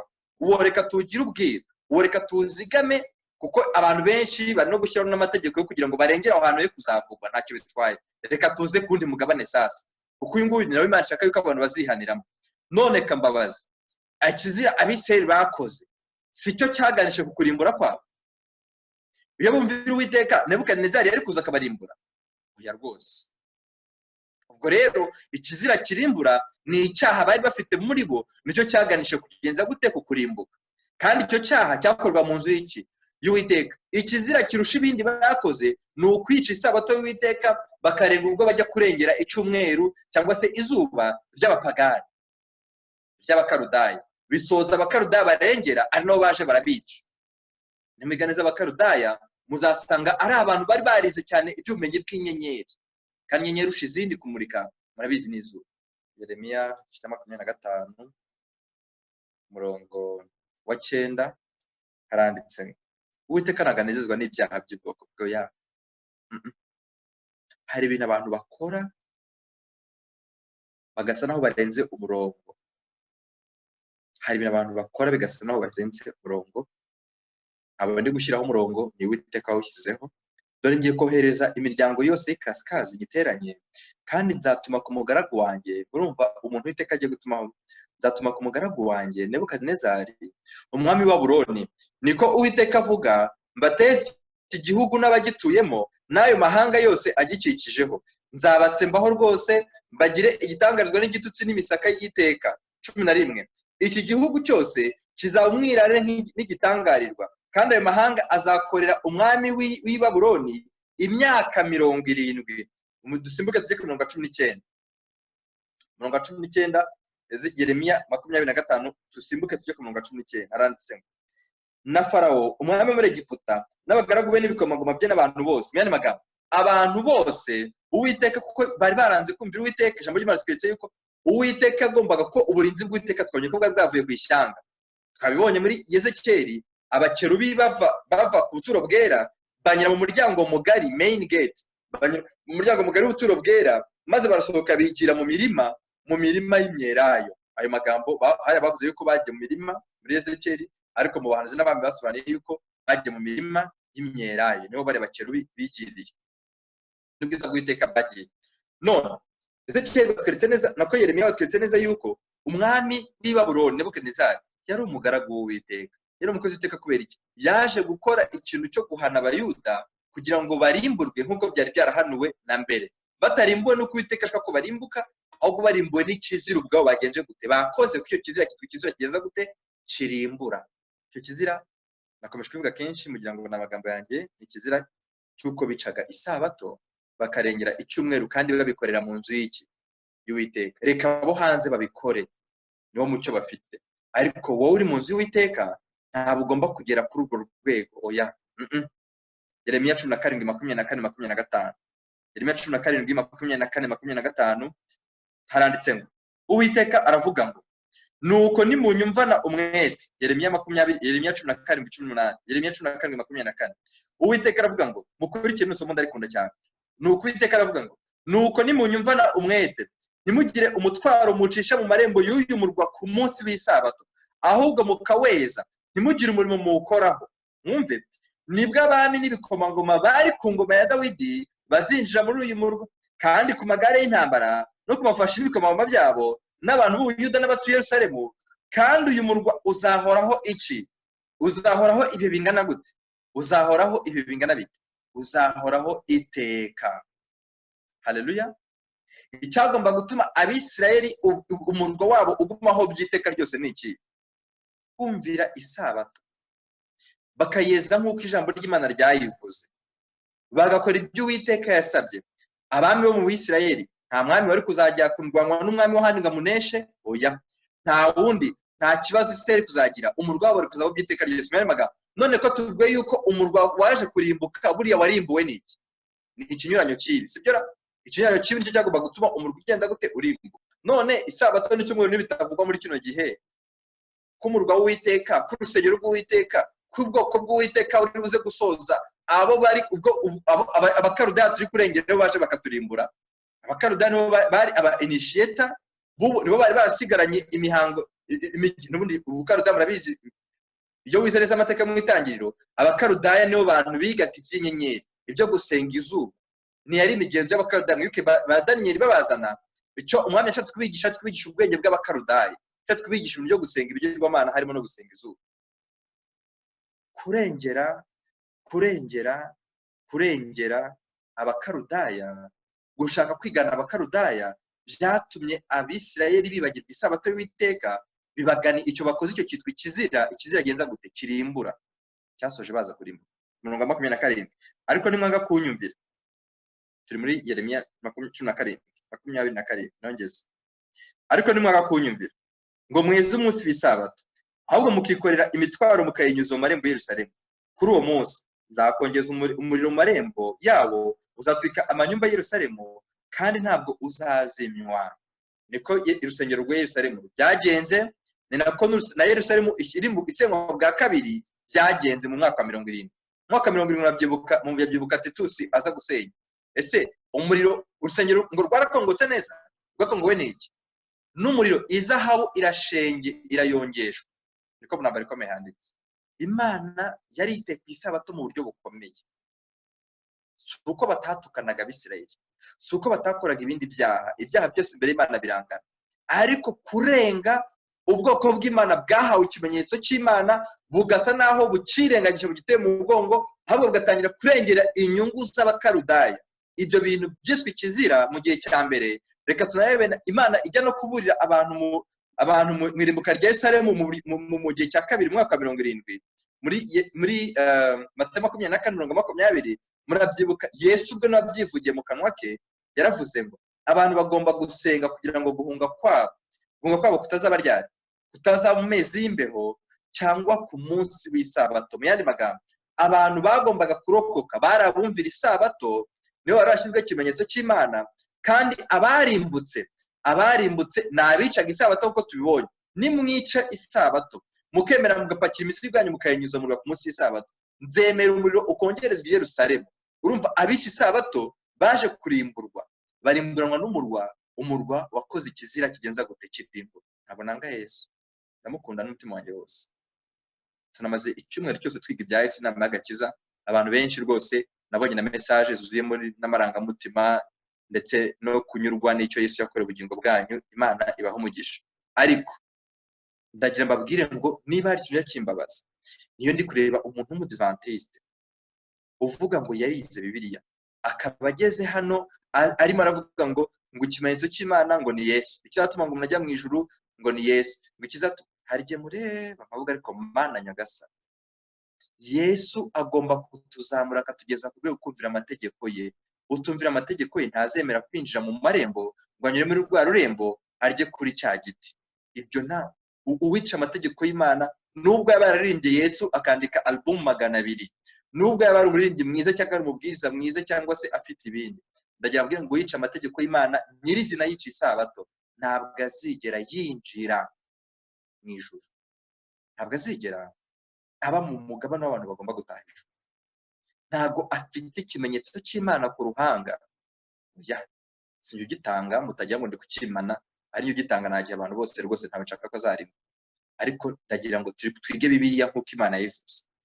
Twige nk'uko Imana yivuze kugira ngo ukirakire, urimbuka rimbuka byihitiyemo. Ariko umucyo wagenje gute? Umucyo Imana yawushyize hasi mu mfuruka zose. Tubonye neza yuko na Yesu ubwo yabyivugiye ngo abantu bagomba gusengera kugira ngo ubungo bwabo kutaho kuki ku isabato. Kubera iki? Ko bari abantu bubahiriza iki? Umunsi w'isabato. Ku munsi w'isabato ntabwo abantu bari bemerewe gukora ingendo. Murabyibuka abantu twiga icyiciro cy'ibyemewe n'ibitemewe gukora ku munsi w'isabato. Aho bishoboka hose si byiza ko abantu bakora ingendo ndende hehe ku munsi w'isabato. N'amateraniro yo kuva i Kanombe umuntu akajya gusengera Nyamirambo ntiyemewe. Oya, keretse umuntu agiye kubwiriza kandi nabwo kuyiha impamvu yihariye. Ibyo twarabisomye nabyo. Hari umupasiteri mwinshi yanjye wambwiye ati hari abapasitori bagenzi banjye bakuneguye baravuga bati dore arimo arashyira amategeko hejuru y'amategeko, agiye kuremera isabato nk'uko n'abayuda bayiremereje. Kandi ibyo nasomaga nabisobaga mu bitabo itorero ryaduhaye. Umupasiteri ndabizi ko ibyiciro azabikurikira. Imana izaguha umugisha, uzajya ukomeza ubwiraho kuko n'ibindi. Dukeneye kumenya aya mateka kugira ngo dusobanukirwe aho duhagaze. Noneho turebe ngo Yerusalemu noneho yo mugurimbuka ku mwaka wa 70 byayigendekeye bite, kandi ko uko byayigendekeye ejo twasomye mu ntambara ikomeye no bifuzo byose ko ibyayibayeho ari ipica nto y'ibigiye kuzaba muri kino gihe cyacu. Aya mateka byari meza ko tuyamenya. Yego, nyuma y'imyaka 70 ijambo ry'Imana abisirayeli bari mu bunyage bagombaga kugaruka bakajya kongera kubaka Yerusalemu. Baragiye barayubaka. Deje urumva buturo bwera ntabwo gihari. Urusengero rwa Salomo rwasenyutse. Rwasenywe nande? Rwasenywe na Nebukadinezari n'ingabo ze ziswe ibisiga cyangwa se ikizu. Noneho nyuma y'imyaka 70 bari mu bunyage. Uwiteka nimusoma neza muri Daniel igice cya 9 umurongo wa 1. Ntabwo ndibuze kwasoma amasomo, ngiye kuyavuga mu yandike. Daniel igice cya 9 umurongo wa 1 n'uwa 2. Ku ngoma y'umwami Dariyo niko ijambo ry'Imana rivuga. Nyuma y'igihe cyagenwe hagombaga kuza umwami agaca iteka. None yamara guca iteka abisirayeli bagasubira hehe? Bagasubira kujya gusana Yerusalemu. None bagiye gusana Yerusalemu ntabwo bari kongera kubaka urusengero rwa Salomo rwa Salomo, ahubwo bari kubaka urusengero rundi rutameze nka rwa rundi rwitiriwe Salomo. Urwo rusengero baje kuzarwubaka. Bamaze kurwubaka ariko Imana inyura muri Daniel ituma ubundi buhanuzi. Nyuma y'icyo gihe cy'uko itegeko ritangwa ry'uko bagomba gutaha, Imana mbere yaho gato yahise ibaha ubundi buhanuzi buvuga yuko bahawe noneho igihe cy'imyaka 190 kugira ngo bihane. Nibatihana uko ibyagendekeye ababanjirije niko nabo bizagenza gute? Bizabagendekera. Umurwa wera warasenywe mu gihe cya Salomo, mu gihe cy'urusengero rwa Salomo, n'urusengero rwa Salomo rurasenywa. Niko bizanagendekera abantu mu myaka 190 nabo urusengero bagiye kubaka ruzasenywa, kandi n'umurwa wera uzagenze gute? Uzasenywa. Ubwo rero sasa tugiye kwinjira muri Matayo 24 ari naho turi buze gusoreza, kuko ariho ibyiciro byacu bizashingira mu buryo bukomeye cyane. Muzabisoma muri Daniel igice cya 9 umurongo wa 24, 25 kugera ku 27. Ijambo ry'Imana tubwira neza, ariko reka twasome Daniel 9. Daniel igice cya 9 umurongo wa 20. Daniel igice cya 9 umurongo wa 25. Ukurikire neza. Noneho bahawe itegeko cyangwa se ubuhanuzi bw'ikindi gihe cyo kirebana n'abagiye kubaka, abagiye kongera gutangira noneho undi mudugudu. Daniel 9:25 kumanuka kugeza ku 22 garanditse ngo mukurikire 25. Nuko umenye byitegereze yuko igihe bazategekera kubaka Yerusalemu bayisana, aho ni mwaka 157 mu gihe cy'Abazira na Batazeruzi mukurikire bahisana kuzageza kuri Mesiya umutware hazabaho ibyumweru 70 maze ibindi byumweru 62 bahubake basubize imaro n'impavu ndetse bizakorwa mu bihe biruhije mukurikire 26 ibyo byumweru 62 nibishira Mesiya azakurwaho nta kizabasigaranye maze abantu umutware uzaza barimbura umurwa mukurikire ubuhanuzi buturatuyanukije ku gihe cya Mesiya umutware ariko butweretse ko hazabaho n'ukundi kurimbuka kino cyumvise ikizira kigenza gute kirimbura icyo kizira kirimbura ntabwo gikorerwa inyuma y'itorero ntabwo gikorerwa inyuma y'ubwoko bw'itorero cyangwa inyuma y'ubwoko bw'Imana ya kizira kirimbura iteka kiba kiri muki mu bwoko bw'Imana icyo kiganisha ubwoko bw'Imana kugenza gute kurimbuka kuko ibyo hanze y'itorero ntabwo byaza kurimbura itorero ya ntacyo byaza gutwara ubwoko bw'Imana mukurikire ngo bazakuraho Mesiya uko gukuraho Mesiya bizaganisha abantu kugenza gute mukurikire kugira ngo haze abandi bantu barimbure umurwa n'ubuturo bwera uwo iherezo rye rizaba nk'ubutembanywe n'umuzure w'amazi intambara n'ibyago bizagenda bigeza imperuka niko iteka bitegetse mukurikire 27 uwo mutware azasezerana na benshi isezerano rikomeye rimara icyumweru kimwe rigera hagati azabuzanya ibitambo n'amaturo uwo murimbuzi azaza kwibaba ry'ibizira umuki umurimbuzi aza kuki kwibaba ry'ibizira no kambabaza nanone nyuma y'uko bahawe ibyumweru 70 bihwanye n'imyaka 190 abiseye bakongera bagakora ikizira kikabaganisha none kukurimbuka nasubije abantu b'Imana niba turi hamwe nanone abiseye bakongera bagakora ikizira kikabaganisha kukurimbuka mukurikire neza hano barabitubwiye batubwiyemo amagambo abiri batubwiyemo yuko umurimbuzi azaza kandi azaza kwibaba ry'ikizira aza kwibaba ry'ikizira kandi azarimbura iki azarimbura ubuturo bwera n'umurwa wera oya ntago azajya kure yaho azarimbura n'ubundi ahantu hasanzwe hakorera ubwoko bw'Imana ntabwo ushaka gutinda cyane mu mateka ko mbona ko igihe cyagiye muzakomeza kwiga amateka ni meza cyane cyane iyo abantu bayiga banaganisha n'ibintu bitureba baje kubaka urusengero reka nihute wenda ngane ku musozo baje kubaka urusengero basubiye mu gihe cya Daniel baje kubaka urusengero urumva amahaye ikintu cy'imyaka 190 barubaka bakora ibintu byose ko bagomba kubikora maze batangiye kubaka mwaka 515 mbere ya Kristo abukira ku isi urusengero baruzuye rumaze kuzura abasaza bararira baravuga bati ntabwo urusengero rwiza ntabwo urusengero ruhwanye neza n'urusengero rwa mbere ariko Imana yari yarahanuye neza muri Hagayi igice cya 26 ntabwo masomo muhandike yuko urwo rusengero rwa kabiri nubwo bariraga yuko atari rwiza nk'urwa mbere ariko rwo ruzaba rwiza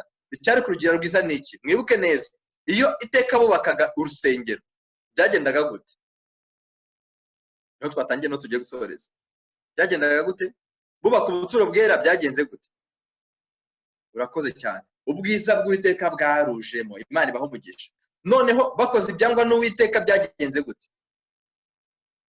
icyerekana ko bakoze ibyangwa n'Uwiteka cyangwa bakoze ikizira nuko ubwiza bw'Uwiteka bwabavagaho none abisirayeli bubatse uru rusengero n'urwa kabiri none ijambo ry'Imana rivuga ngo bararwubatse pe muzasoma muri Hagayi muzasoma igitabo cya kabiri cyo ku ngoma 36 baje kongera kubaka urusengero nyuma amaze kurwubaka ari narwo rwaje kuzasenywa mu mwaka 70 urusengero rwaje kuba rwiza cyane kurusha urwa mbere atari uko rwari rwiza mu bifatika ahubwo nuko Yesu ubwiza bw'Uwiteka yaruhagazemo akaba ari urweza reka tusome muri Yohana 1:14 Yesu yaje kuba ubwiza butashye urwo rusengero rutashye ryari mu jambo Yohana 1:14 jambo yabaye umuntu abana natwe tubona ubwiza bwe mukurikire tubona ubwiza bwe busa n'ubw'umwana w'intama w'ikinege wase yuzuye ubuntu n'ukuri Yesu ngo yitwa ubwiza bw'Imana none ubwiza bw'Imana bwaje gutaha urusengero bubatse yego Yesu yarujemo amaze kuruzamo aranarweza Yesu yarujemo amaze no kuruzamo ijambo ry'Imana tubwira ko Yesu yaje no kurweza amaze kurweza ariko ikibabaje dusomye muri Yohana 1:14 ikibabaje kandi giteye ubwoba nuko Yesu yageze igihe aruvamo mbere yuko rurimbuka nanone akajya mu mirima y'imyelayo ari naho yavugiye Matayo 24 mubizi neza ko Yesu yavuyemo ejo abo twiga cyigisho Yesu ajya gusoma Matayo 24 yayivuze amaze kugenza gute asohotse mu rusengero mbere yuko asohoka mu rusengero byagenje gute? Urumva ari mu rusengero, umurimo wose awukoreye mu rusengero, amaze igihe cy'imyaka 3 n'igice abwiza mu rusengero, nta kibazo na kimwe afite, ariko byaje kugenda gute? Luka 19 hari ikintu batubwira gikomeye cyaje kuba. Luka 19 umurongo wa 37 handitsemo yuko Yesu yenda kugera mu ibanga ry'umusozi wa Elayono, iteraniro rinini ry'abigishwa, mwumve, iteraniro ry'abigishwa bose batangira kunezerwa no guhimbarisha Imana ijwi rirenga kubw'ibitangaza babonye byose, bati hahirwa umwami uje mu izina ry'umwami w'iteka, amahoro abe mu ijuru n'icyubahiro kibe ahasumba hose. Yesu murumva yuko ari ku misozi wa Elayono. Yesu yaraje aza gukora umurimo we. Reka twumve mu Matayo 21 uburyo Yesu yinjiye mu rusengero akarweza, ari nacyo tubonye ko cyitwa ubwiza bw'Imana. Ubwiza bw'Imana bwarutashye bigatuma urwa kabiri ruta ubwiza urwa mbere, nubwo abasaza babonye urwa kabiri baruriye bakavuga ati ntabwo rwari rwiza. Matayo 21 handitse ngo Matayo 21:12, Matayo 21:12, Matayo 21:12. Yego, Yesu irikana abagura mu rusengero. Mwumva ukuntu Yesu yaje kweza urusengero, kuko tubwiye neza yuko ubwiza bw'Imana bwarutashye ryari? Ubwiza bw'Imana bwari Yesu. Yohana 1:14. Reka twumve ukuntu ubwiza bw'Imana bugiye kuza muri urwo rusengero bubatse, nubwo rwamaze imyaka myinshi rudafite ubwo bwiza bw'Imana, nubwo Shekina itigeze irugaragaramo, ariko Yesu uwo washushanywaga na Shekina, uretse Shekina yarutashye bituma ruba rwiza kuturwa urwa mbere. Ariko ni mbere yuko Yerusalemu isenyuka, mbere yuko Yerusalemu irimbuka, yabanje kuruvamo. Yesu yinjira mu rusengero. Ndi gusoma muri Matayo 21:12. Nuko Yesu yinjira mu rusengero rw'Imana, yirukanamo abaguriragamo bose, yubika ameza y'abavunjishaga ifeza n'intebe z'abaguraga inuma. Arababwira ati byanditswe ngo inzu yanjye, ariko murumva ko aracyarwemera, inzu yanjye izitwa inzu yo gusengerwamo amahanga, ariko mwebwe mwahinduye isenga ry'abambuzi. Murumva yuko Yesu yinjiye mu rusengero rwe ararweza, ubwiza bwe bugaragarira muri iyo nzu. None bwuzura iki? Bwuzura urusengero. Yesu ntabwo arweje rimwe, Yesu yarwejeje kabiri. Matayo 21:18-19 n'ubundi hano turi. Ijambo ry'Imana ritwetse yuko Yesu yaje kweza urusengero, ariko Yesu amaze kweza urusengero, Yesu yakoze ikintu gikomeye. Yesu yasohotse mu rusengero, imbere y'urusengero, amaze kwirukana abaruguragamo, Yesu abacira imigani. Yabacira imigani nyinshi cyane. Yabaciye umugani w'igiti cy'umutini. Igiti cy'umutini yarengurizagaho, yavuga ko ari bwoko bw'Abayuda. Ubwo Abayuda badafite imbuto, umuntu abasha kurebera inyuma akumva n'ubwoko bw'Imana, ariko waza kubagenzura ubegereye ukababuraho iki? Ukaburaho imbuto nk'ishyanga ry'Abayuda. Nibwo umugani Yesu yabaciriye. Undi mugani Yesu yabaciriye, umugani ukomeye cyane, ni umugani w'abahinzi bimye shebuja imbuto. Murabizi Yesu arababwira ati yabatumyeho abagaragu si rimwe si kabiri si gatatu, abagaragu bose bakagenda babica kugeza ubwo abohereje umwana we nabaravuga ati uyu nguyu niwe muragwa katumwice. Babageje gute? Baramwishe. Ijambo ry'Imana tubwiye ko Yesu amaze kubigisha icyo cyigisho cyose, amaze kubereka ukuntu yabagoragoje si rimwe si kabiri si gatatu, ijambo ry'Imana tubwira muri Matayo 23:37 ngo Yesu arangije akavugira amagambo akomeye, aravuga ngo Yerusalemu, Yerusalemu, wica abahanuzi ugatera amabuye abagutumwe, abana bawe nk'uko inkoko ibundikira imishwi yayo. Murumva Yesu asobanuye icyayarengurizagaho muri wa mugani w'abagaragu bimye shebuja y'ubururu. Abo yagiye atuma abagaragu bakagenza gute? Bakabica.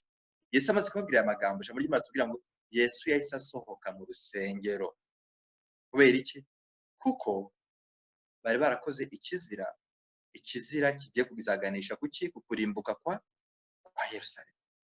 Kambabaze kandi mwihangane munsubize, muri kino gihe Imana ifite ubwoko bwayo ku isi? Yego cyangwa oya? Irabufite. Ubwoko bwayo ni bande? Ni Abadventiste b'umunsi wa karindwi. Abo njyewe mbereye umwizera, naho ubereye umwizera. Abo Imana yamamagayemo cyagiye yamamagaraga, nawe igihe yaguhamagaraga, twese tukaza mu bwoko bw'Imana. None ikibazo ngiye kubabaza, muri kino gihe haba hari ibizira bihwanye n'iki kizira tumaze kwiga, birimo birakorerwa mu nzu y'Uwiteka? Nitubona icyo kizira rero, ari naho ngiye gusoreza, kuko ni naho ibyigisho bizafungurira, kuko ibyigisho tugiye kuziga ndabizi, narababwiye ntibizaba biryoshye, ntabwo mbizi, ntabwo nzi ngo umuvandimwe azatwigisha gute, ariko ni umuntu dukorana umurimo cyane, ni umuntu tubana kenshi, ni umwe mu bantu tuvugana kenshi. Ndabizi ko Imana isanzwe imukoresha kenshi n'ubundi izamukoresha, sindi kumutaka, ndi gushima Imana imukoresha, ariko ndabizi ko Imana izamukoresha, tuziga ibintu byiza, tuziga ibintu biryoshye, tuziga ibintu bizadufasha. Nongere mbabwire ngo nifuje yuko twaganira iki cyigisho, kuko aho tugiye gusoreza Imana nzi neza ko izafungurira aho hantu kandi bizagenda neza. Reka mbabaze, none byaba bidukwiriye kumenya ibizira biri gukorerwa mu nzu y'Uwiteka kugira ngo bitume dufatira icyemezo ubugingo bwacu, bityo dushyirweho ikimenyetso, bityo tubashe gukiza ubugingo, nk'uko icyo kizira kirimo kirakorerwa ahera ariyo yari sinye ya nyuma yo kugira ngo Abisirayeli mu gihe cya mbere bashyirweho ikimenyetso, abise mu gihe cya kabiri bahita babwirwa guhunga bitewe n'ikizira cyahagaze hehe ahera. Katusome mu Matayo 24:15. Yesu yamaze kuvuga ayo magambo, Matayo 24:15, yamaze gusohoka mu rusengero. Yesu murabizi, Matayo 23:34 twahasomye. Yesu yasohotse mu rusengero, amaze gusohoka mu rusengero, asohotse mu rusengero nk'uko umwuka wera wavuye, cyangwa se ubwiza bw'Imana Shekina bwavuye ku rusengero rwo mu gihe cya Salomo, nk'uko twabisomye muri Ezekiyeli. Na Yesu mbere yuko avuga ibyirimbuka rya Yerusalemu, yabanje kuva mu rusengero, arangije yigira mu mirima y'imyelayo. Rero muzaba mwifuza byose musanga Matayo 24. Yesu yabibwirije hehe? Mu musozi ugizwe n'imirima y'imyelayo. Ako buriya abantu bafite umwuka w'Imana, icyigisho ndabizi bari kugikurura, ndabizi neza yuko nibyo ntari kuvuga muri kubyumva ku bwa mwuka wera. Matayo 24:15. Ariko ubwo muzabona ikizira kirimbura cyahanuwe n'umuhanuzi Daniyeli gihagaze ahera. Mukurikire, ubwo muzabona ikizira kirimbura cyahanuwe n'umuhanuzi Daniyeli gihagaze ahera. Matayo 24 twabwiye ko impamvu kigomba guteka kwiga Matayo ifasha umuntu gukura mu bya mwuka. Niba ushaka gukura mu bya mwuka, azige Matayo 24, kuko ntiwayumva uyisoma yonyine. Oya, uyisoma wifashe amateka, uyisoma wifashishije n'ibindi bitabo byo tubabwiza. Luka 21, ejo twasomye ikizira cy'umuhanuzi cyahanuwe n'umuhanuzi Daniyeli ni ikihe kandi ahera ni hehe. Uretse ko tuzagira n'umwanya uhagije wo kwiga ikizira cy'umurimbuzi, icyigisho cyihariye kuri iyo ngingo. Reka tusome muri Luka 21. Luka 21 twumve icyo kizira cyahanuwe n'umuhanuzi Daniyeli. Yesu yatanzeho sinye kugira ngo abantu bafate icyemezo noneho cyo gukiza ubugingo bwabo, bityo kugira ngo nk'uko mwabonye ko nta gihe na kimwe Imana izigera irimbura abantu, irimbura n'abakiranutsi n'abakiranirwa. Oya, icyo gihe Imana yabikiranirwa. Luka 21. Luka 21:20 haranditse ngo, ariko ubwo muzabona i Yerusalemu hagoswe n'ingabo. Ubwo ikizira ni iki? Ni ingabo. Ahera ni hehe? Ni Yerusalemu. Umuzenguruko wa Yerusalemu, apana Yerusalemu mu, ahubwo hehe? Ku muzenguruko wayo, ni kuvuga inyuma ya Yerusalemu. Ubwo muzabona i Yerusalemu hagoswe n'ingabo mu gihe cya Sestius Gallus, ubwo muzabona i Yerusalemu hagoswe n'ingabo, icyo gihe muzagenze gute? Muzamenye ko kurimbuka kwaho kwenda gusohora, icyo gihe abazaba ari Yudaya bazahungira ku misozi. Kamabaza, murumva ikizira cy'umurimbuzi ari ikintu kimwe cyangwa ni ibintu bibiri bitandukanye? Wakuri iki cyigisho raza guhita byumva. Ubwo muzabona Yerusalemu hagoswe n'ingabo, ubwo ikizira kizaba cyahageze. Ubwo muzabona Yerusalemu hagoswe n'ingabo, ubwo ikizira kizaba cyahageze. Ubwo muzabona Yerusalemu hagoswe n'ingabo, yego ikizira kizaba cyahageze. Yesu ahise avuga ngo mwumve ukuntu Luka byanditse, ubwo muzabona Yerusalemu hagoswe n'ingabo, mu yandi magambo, ubwo muzabona ikizira cyahagaze ahera, bizagenda gute? Kurimbuka kwaho ntabwo kuzaba kwasohoye, abo kuzaba kugenza gute? Kwenda gusohora. Ikizira kizaba cyahageze, ariko kurimbuka kuzaba kutaraba, ariko kuzaba kugiye kugenza gute? Kuzaba kugiye kuba. N'uwatinze gufata icyemezo, nababwiye ngo ufite umwuka w'Imana ari kumva ibintu ndi kuvuga. N'uwatinze gufata icyemezo azagifate, azaba akijije ubugingo bwe. Birakwiriye ko tumenya uko ikizira gihagaze ahera. Ahera muhumve ni ku muzenguruko, ntabwo ari muri Yerusalemu. Oya, no ku muzenguruko, kuko ni Yerusalemu ukuntu yari yubatse murabizi, ntabwo ushaka kubatindira, maze isaha irenga ndi kubwiriza kwigisha ijambo ry'Imana. Murabizi Yerusalemu yari yubatse inyuma hari inkike, inyuma y'izo nkike niho Yesu yise ahera. Tuziga ngo kuki inyuma ariho yiswe ahera kandi ubuturo bwera bwarabaga imbere hagati. Ibyo tuzagiye cyo kubyiga, tumenye ngo kuki umuzenguruko wiswe ahera. Abantu benshi barashaka kuzabirebera ibimenyetso byageze imbere, ariko bizaba byamaze kubasanga imbere, nta n'umwe uzabirokoka. Dukeneye kugira unaribonye mu ijambo ry'Imana. dukeneye gusenga cyane kugira ngo tuvumbure imaragarita yahishwe mu butaka, tuvumbure izahabu yahishwe mu butaka, nk'uko izahabu ni Yesu wabyivugiye itabasha kugerwaho umuntu atimbitse cyane. Wikwibwira ngo uko ukubise ijisho muri Bibiliya niko uzabasha kumva iby'Imana. Ihe igihe Imana irifuza kugukiza, Imana irifuza ko yakwereka ibyatuma ugira amahoro. Yesu muri kano kanya ndahamya nazikanya yuko ari kuturirira twebwe by'umwihariko nk'Abadiventisti b'umunsi wa karindwi kuruta uko yariye meme n'Abayuda. Amagambo se ari kutubwira nifuza gusorezaho yanditswe muri Luka 19. Luka 19 nabwiye ko mpamya nazikanya yuko wenda Imana umuvandimwe izanamufasha akaba ari nafungurira. Luka 19:1. Yesu aya magambo yavuze natwe ndabashikanye uko yaraga Yerusalemu, natwe niko ari kuturirira. Ntabwo tuzi icyaduhesha amahoro, tukizi twafata icyemezo cyo gukora icyaduhesha amahoro, ntitukizi. Nabo Imana itumye ngo bakitwigishe, Matayo 23:7 tubatera amabuye tukabica. Luka 19:41 naho ngiye gusoreza, haranditse ageze hafi abona umurwa.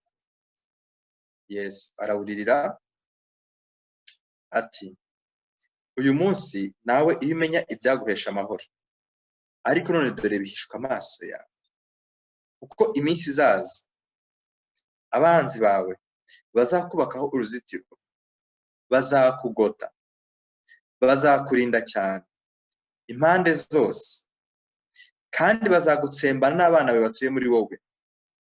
Ntibazagusigira ibuye rigeretse ku rindi, kuko utamenye igihe wagenderewemo. Bantu b'Imana, Imana irifuza kutwereka aho tugeze turimo turagendererwa. Imana irifuza kutwereka ikintu cyatuma duhabwa amahoro.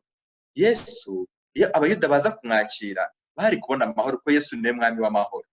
Muri kino gihe icyaha bakoze banze kwakira Yesu.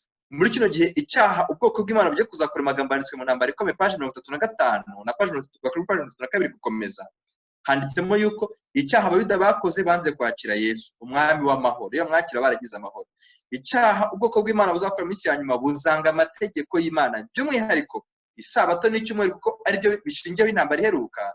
Bazanga ubwoko bw'Imana buzanga abantu bavuga isabato n'abavuga icyumweru. Icyumweru kirazanamo abandi bantu, icyumweru kirazanamo intambara, icyumweru kiraza gusa naho kigiye kuzana itora ibyago, ariko si kibizana ibyago, ahubwo burya kirizaniye amahoro. Guceceka rero gushaka kugaragara nkaho aribwo amahoro agiye kuboneka. Yesu ari kuturirira ngo yiba wamenyaga icyaguhesha amahoro, iyo wamenyaga ko icyo uri gukora ahubwo ari ikigiye gutuma abanzi bawe bakubaka n'utsi bakakugota, kugeza ubwo nta mwana wawe n'uvutse ubwa kabiri n'uwari uvutse bushya atazasigara, nta n'umuzarokoka.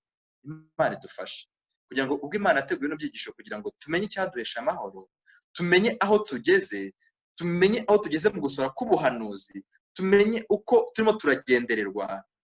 Kandi ibyo bintu bidutere gufata icyemezo, kuko ikizira cyahagaze ahera, kuko ikizira cyamaze kugota. Twe gutegereza Tito uzaza, ahubwo dufatira icyemezo ku wamaze kugota. Imana idufashe, Imana ifashe buri muntu wese ukurikiye kino cyigisho. Imana ifashe umuntu wese uzagikurikira nyuma, yaba kuri YouTube cyangwa se kiri recorded. Imana igufashe kugira ngo ibyo Mwuka Wera akumvishije nge ntavuze, ibyemezo uzi watinze gufata kandi usabwa kubifata mu gihe nk'iki. Ndagusabira Imana nyinginga kubw'ubuntu bw'Imana imbabazi zayo, kugira ngo iyo iguteye kumva kino cyigisho inagutere gufata icyo cyemezo. Basenga Imana. Imana yacu, Imana yaduhaye Yesu, Imana idukunda kurenza intekerezo zacu zangijwe n'icyaha zibasha kumva. Turagushimiye cyane, izina ryawe rihabwe icyubahiro. Ntabwo twamenya ukuntu tugushima bitewe n'igihe umaze uvugana natwe mu ijambo ryawe. Ntabwo twamenya ukuntu tugushima bitewe n'ibyo tuzi uri kuduteganyiriza.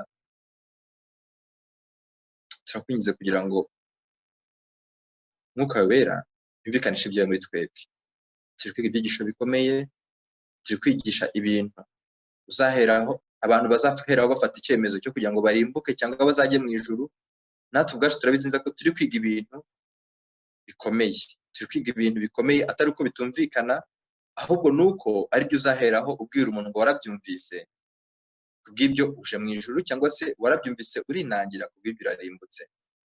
turakwinze kugira ngo twe kubonekwamo umwana wo kurimbuka Mana yacu, ahubwo dufashe kugira ngo twese Mwuka Wera yemeze imitima yacu, uduhe umutima wo guca bugufi, uturinde amatwi yo kumva abantu z'ibinyoma nka ba bandi Abisirayeli bumvise bigasoza barimbukiye mu murwa, cyangwa se bigasoza abantu mu gihe cya Yeremiya barimbutse kuko badashyizweho ikimenyetso. Turakwinze kugira ngo aho twahera amateka twiga, aya mateka ye kuzadusohoreraho, ahubwo uduhe kwa mu ruhande rwawe.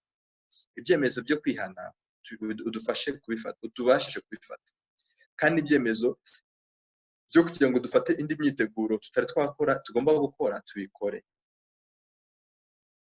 Utwumvishe ibirenze ibyo twumvise, tubize amahoro mu cyaha, uturinde kwibwira yuko ari cyo tuzi, cyane yuko tubona yuko muri kino gihe ijambo rye ariko twereka yuko nta kintu na kimwe tuzi. Udufashe kugira ngo noneho duce bugufi, tumbure ijambo ryawe ko wasezeranye ko muri ryo tuzaherwamo imbaraga, wasezeranye ko muri ryo tuzargerezwamo. Turakwinze kugira ngo udushoboze kwiyegurira by'ukuri Mana. Usaba itorero ryawe muri kino gihe gikomeye riri kunyura mu gihe cy'akaga, kuva ku muyobozi waryo mukuru kugera wo hasi cyane kuruta abandi. Turakwinze kugira ngo ubahe kongera gutekereza neza, ubahe kugira ubushishozi mu byemezo bafata. Mana, ubashyiremo umwuka wawe, ndakwinze kugira ngo wibuke ko wabejesheje amaraso yawe kandi ukabejesha Mwuka Wera. Wongere ubibutse Mana, wongere ubibutse, turabasengeye. Nta n'umwe duciyeho iteka, nta n'umwe dushaka ko yazarimbuka. Yewe n'abo Satani ashobora kuba ari gukoresha bagafata ibyemezo bidakwiriye, bakavuga amagambo adakwiriye, bakagira aho babeshyera, bakagira aho bavuga ibidakwiriye, ubibutse ku itegeko rya kera rivuga ngo ntugashinya mugenzi wawe. Ubibutse Mana, ubibutse ibyo barahiriye, ubibutse neza, ndakwinginze. Nta n'umwe dusengeye ngo azarimbuke, nta n'umwe dusengeye ngo agerweho n'ibibi, ahubwo turabasabiye kugira ngo Mana ubibutse. Numara kubibutsa ko nabo bagize umugabane n'umukumbi wawe bagaruke, abari baragiye kure yawe bagaruke. Tugushimiye ko mvise gusenga kwacu, tugushimiye ko igihe turimo ari igihe kibi, ariko ubwo wemeye ko tukinyuramo, tugushimiye ko uzatuba iruhande. Udufashe rero kugira ngo twe kujya kure yawe, ahubwo udufashe kugira ngo tukomatane nawe, tukunambeho, bityo tuzabashe kunesha. Uzatuyobore muri bino byigisho bigiye kuzakomeza. Umuvandimwe uzabana natwe turamukweretse cyane kugira ngo uzamukureho inkomyi zose, uzadufashe Mana kugira ngo wowe uzi ibyo dukeneye uzabishyire mu kanwa ke, bityo bidufashe. Ubwo twifuza kumenya uburyo turi kugendererwa mu gihe nk'iki, tukaba tunashaka kumenya icyaduhesha amahoro, turakwinze kugira ngo umugaragu wawe uko wamukoresha mu byatambutse n'uba wari kuzamukoresha, bityo imitima yacu izanyurwe n'uko wavuganye natwe binyuze muri we. Tusabye Imana Data mu izina rya Yesu, amen.